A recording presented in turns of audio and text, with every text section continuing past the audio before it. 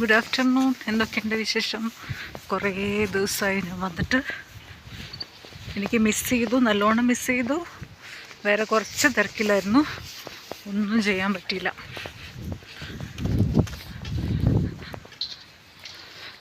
കാലാവസ്ഥയൊക്കെ വളരെ ക്ലിയർ ആയിട്ടുണ്ട്. മഴ പെയ്യാനായിട്ട് കുറച്ച് സാധ്യത ഉണ്ടായിരുന്നു കുറച്ച് മുമ്പ്, പക്ഷെ പെയ്തില്ല. പക്ഷെ ഇത്തിരി തണുപ്പുണ്ട്. എനിവേ നല്ല സണ്ണി ആയിട്ടുണ്ട്. കുറച്ച് തിരക്കിലായിരുന്നു. നല്ല ഓട്ടത്തിലാണ്. എന്തിനാ ഓട്ടം എന്ന് വെച്ചാൽ അതിൻ്റെ ഒന്നും ഒരാവശ്യം ഉണ്ടായിരുന്നില്ല. ഇഷ്ടംപോലെ സമയമുണ്ടായിരുന്നു. പക്ഷെ എല്ലാവരെയും പോലെ ഞാനും മൊബൈൽ നോക്കിക്കൊണ്ടിരുന്ന ഇത്തിരി നേരം അങ്ങനെയാണ് ലേറ്റായത്.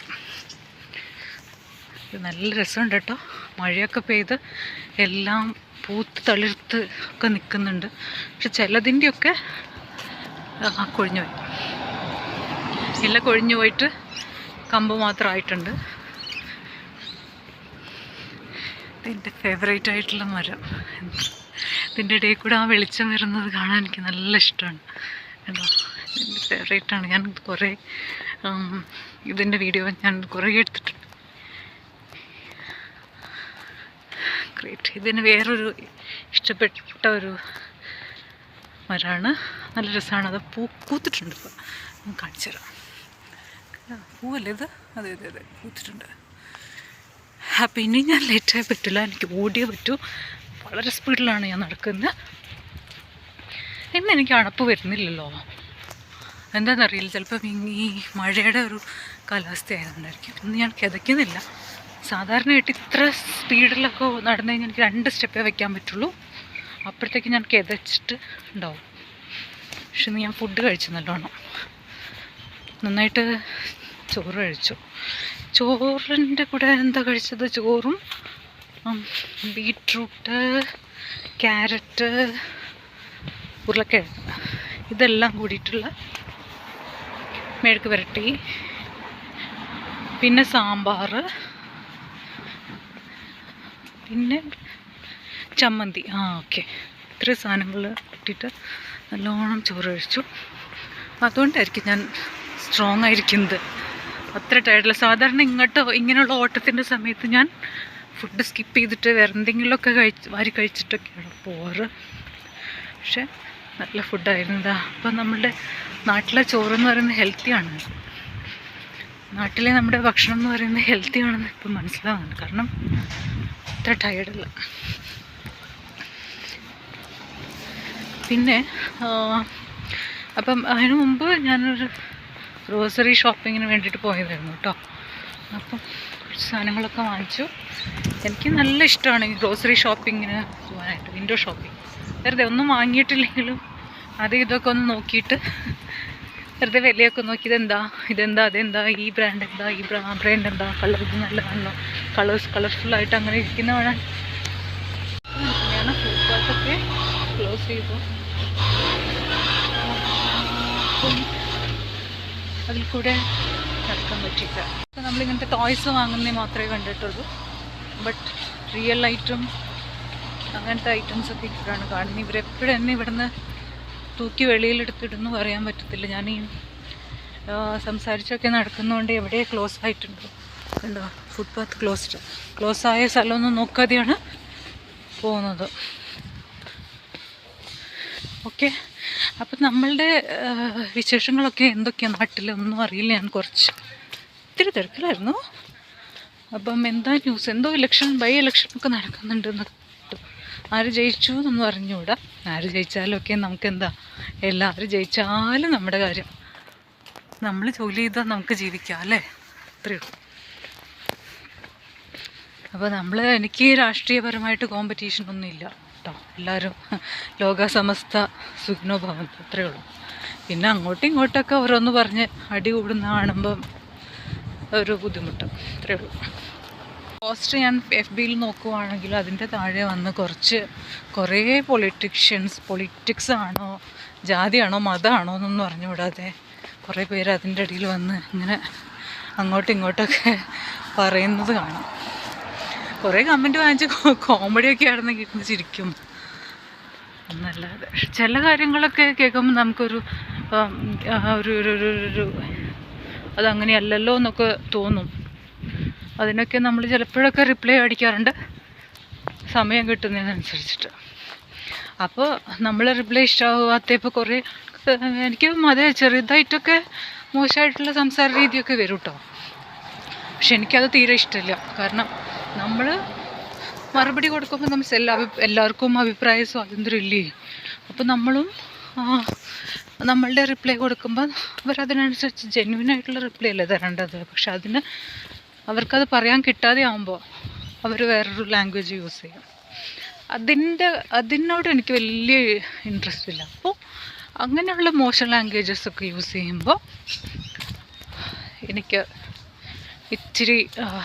ഞാൻ ഇത്തിരി റൂഡായിട്ടൊക്കെ സംസാരിക്കേണ്ടി വന്നിട്ടുണ്ട്, സംസാരിച്ചിട്ടുണ്ട്.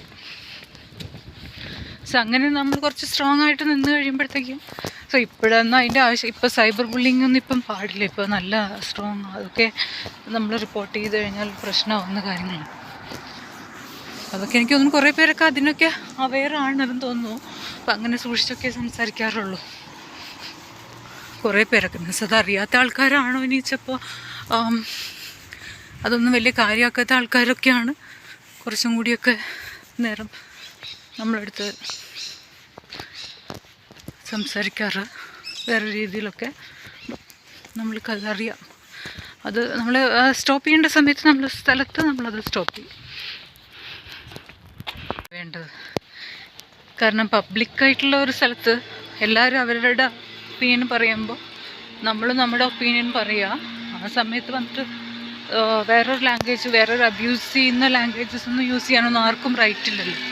അപ്പോൾ പല ടൈപ്പിലുള്ള ആൾക്കാരൊക്കെയാണ് ഈ FB ഒക്കെ യൂസ് ചെയ്യുന്നത്.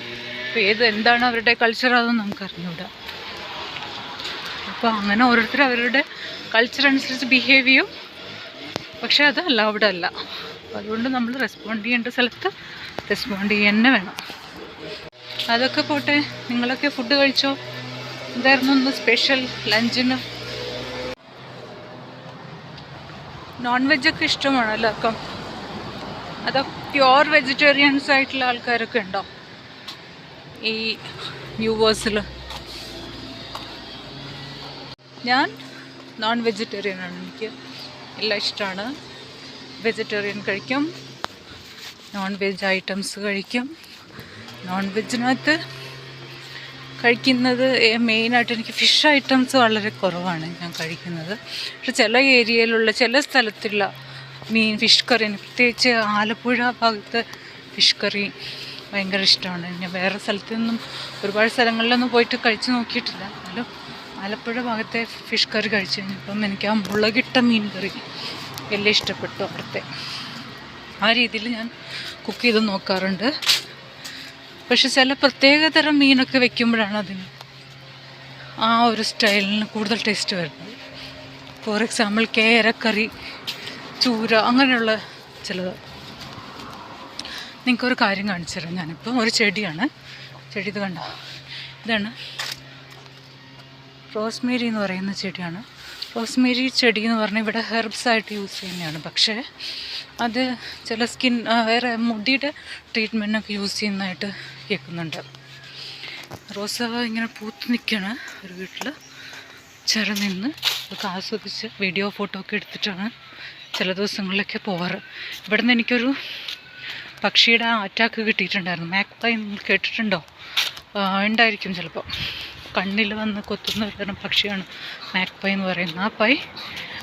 ആ മാക്പൈ എന്നെ കഴിഞ്ഞ ദിവസം തലയിൽ വന്ന് കൊത്തിയിട്ട് പറന്നുപോയി. കൊത്തിയിട്ട് അടുത്ത അറ്റാക്കിന് വേണ്ടി അത് വെയിറ്റ് ചെയ്യുക അവിടെ തന്നെ ഇരുന്നു. ഞാൻ പേടിച്ചു പോയി എന്ന് പറഞ്ഞു കഴിഞ്ഞാൽ ചില കണ്ണി കുത്തുന്നുള്ളൊരു ഇതാന്ന് തോന്നുന്നു. അത് മരത്തിലൊക്കെ ഇങ്ങനെ ഞാനിങ്ങനെ ഫുള്ള് മാനം നോക്കി നടക്കുന്നുള്ളൂ. അപ്പോൾ അത് വിചാരിച്ചിട്ടുണ്ടാവും അത് മുട്ടയിടുന്നൊരു സീസണൊക്കെയാണ്. അപ്പോൾ ഏതെങ്കിലും ഒരു മരത്തിൽ അതിൻ്റെ കൂടൊക്കെ ഉണ്ടായിരിക്കും. ഞാൻ ആ മുകളിലേക്കൊക്കെ നോക്കി ഇങ്ങനെ വീഡിയോ ഒക്കെ പിടിക്കുന്ന സമയത്ത് അത് വിചാരിച്ചിട്ടുണ്ടാവും അതിൻ്റെ ഏതോ ശത്രുവാണ് ഞാൻ. കണ്ടിട്ട് ഇവിടുത്തെ നേറ്റീവ് ആൾക്കാരെ പോലെ ഒന്നും ഇല്ലല്ലോ എന്ന് വിചാരിച്ച് കാണും. അങ്ങനെ എനിക്കൊരു കൊത്ത് കിട്ടി. പിന്നെ അവിടെ നിന്ന് എസ്കേപ്പ് ആവുമായിരുന്നു. കുടയൊക്കെ ഉണ്ടായിരുന്നു കയ്യിൽ. കുട വെച്ചിട്ടൊക്കെ വീശി മറ്റേ ഇന്നസെൻ്റ് മറ്റേ മണിച്ചിത്രത്താഴ് സിനിമയിൽ കാർന്നോരിനെ ഓടിക്കാൻ വേണ്ടിയിട്ട് കുട വീശി പോകുന്ന പോലെ കുട വീശി ഞാൻ ഓടി രക്ഷപ്പെട്ടു. സമയമാണ് കേട്ടോ, സമയമാണ്. ഞാൻ സ്കൂളിലെത്തി. ഇനി ഇവിടെ നിന്ന് തിരിച്ച് ഒരാളെ കൂട്ടിക്കൊണ്ട് വീട്ടിലേക്ക് പോകണം. അപ്പോൾ ആ ആൾ എന്നെ അവിടെ വെയിറ്റ് ചെയ്യുന്നുണ്ട്. അപ്പം ഇന്നത്തെ വിശേഷം ഇത്രയേ ഉള്ളൂ. എനിക്ക് ഇത്രയും സംസാരിക്കാൻ ഇന്ന് സമയം കിട്ടിയുള്ളൂ. ഇനി വേറെ ഇതിൻ്റെ ബാക്കി സംസാരിക്കാൻ ഇന്ന് എനിക്ക് സമയമില്ല. വേറെ കുറച്ച് കാര്യങ്ങളുണ്ട്. നമ്മൾ കുറച്ച് സ്റ്റിർ ഫ്രൈ, കുറച്ച് കുക്കിംഗ് സ്റ്റിർ ഫ്രൈ ആണ്, ചിക്കൻ സ്റ്റിർ ഫ്രൈ. ഇതാണ് നമ്മളിന്ന് പ്ലാൻ ചെയ്തേക്കുന്നത്. കുക്കിംഗ് പരിപാടികളൊക്കെ ആയിട്ട് ഇന്ന് നമ്മൾ കിച്ചണിൽ ബിസിയാണ്. കുറച്ച് ഡ്രസ്സ് ഒക്കെ ഫോൾഡ് ചെയ്ത് വയ്ക്കാനും ഒക്കെ ഉണ്ട്. അങ്ങനെ നമ്മളിന്ന് കുറച്ച് ബിസിയിലാണ്. അപ്പോൾ ഇന്ന് വേറെ സംസാരിക്കാൻ സമയമില്ല. അപ്പോൾ അടുത്ത ദിവസം ഞാൻ എന്തെങ്കിലുമൊക്കെ വെറൈറ്റി വിശേഷങ്ങളൊക്കെ ആയിട്ട് വരാമെന്നും നിങ്ങളുടെ ഈ സെയിം കാര്യങ്ങൾ തന്നെ പറഞ്ഞ് നിങ്ങളെ ബോറടിപ്പിക്കുന്നില്ല. എന്തെങ്കിലുമൊക്കെ ഡിഫറെൻ്റ് ആയിട്ട് കിട്ടുവാണെങ്കിൽ ഞാൻ നിങ്ങളായിട്ട് ഷെയർ ചെയ്യുന്നതാണ്. ഓക്കെ, സോ അതുവരയ്ക്ക് നമുക്ക്, ഞാൻ പറഞ്ഞില്ലായിരുന്നോ വീട്ടിൽ വന്നു കഴിഞ്ഞാൽ കുറച്ച് കുക്കിംഗ് പരിപാടിയൊക്കെ ഉണ്ടെന്ന്. അപ്പോൾ ഞാൻ പാനിപ്പൂരി ഉണ്ടാക്കി നോക്കിയതാണ്. പാനിപ്പൂരി ഉണ്ടാക്കി നോക്കിയെന്ന് പറഞ്ഞാൽ ഓൾറെഡി റെഡിമെയ്ഡ് വാങ്ങിച്ചാണ്. അത് എണ്ണയിലിട്ട് അങ്ങനെ പൂരിയാക്കിയെടുത്തു. പിന്നെ അതിൻ്റെ ഫില്ലിങ്സ് ഉണ്ടാക്കി വെച്ചിട്ടുണ്ട്. ആ ഫില്ലിങ്സ് ചെയ്ത് കുട്ടികളുടെ എല്ലാവർക്കും ഭയങ്കര ഇഷ്ടമാണ് പാനിപ്പൂരി. അപ്പോൾ ഇന്നത്തെ വിശേഷം ഇത്രയേ ഉള്ളൂ. കുറച്ചും കൂടെ കുക്കിംഗ് ക്ലീനിങ് ഒക്കെ ബാക്കിയുണ്ട്, അതെല്ലാം കൂടെ ചെയ്യാനുണ്ട്. സോ നമുക്ക് അടുത്ത വീഡിയോയിൽ പിന്നെയും കാണാം. അതുവരെ എല്ലാവരും take care. Bye bye, see U.